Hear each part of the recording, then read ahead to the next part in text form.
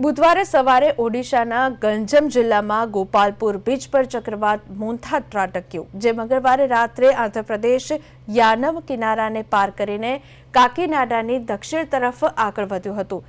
ગંજમ કિનારે 80 થી 100 કિલોમીટર પ્રતિ કલાકની ઝડપે પવન સાથે ઊંચા મોજા ઉછળી રહ્યા છે, જ્યારે ઓડિશાના 8 દક્ષિણી જિલ્લા પ્રભાવિત થઈ ગયા છે, જેમાં 11,000 લોકોને સ્થળાંતરિત કરવામાં આવ્યા છે અને 30,000 થી વધુ લોકોને સ્થળાંતરિત કરવાની તૈયારી ચાલી રહી છે.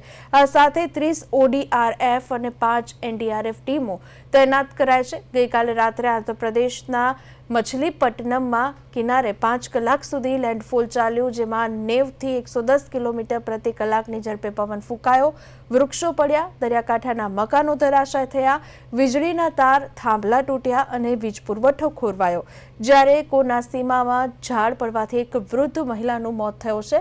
અન્ય 2 લોકો ઘાયલ થયા છે. હવામાન વિભાગ અનુસાર આગામી 6 કલાકમાં મોન્થા ભયંકર વાવાઝોડાથી ચક્રવાતી વાવાઝોડામાં ફેરવાશે, તીવ્રતા ઘટશે અને તે 30 કિલોમીટર વિસ્તારને આવરી લેશે.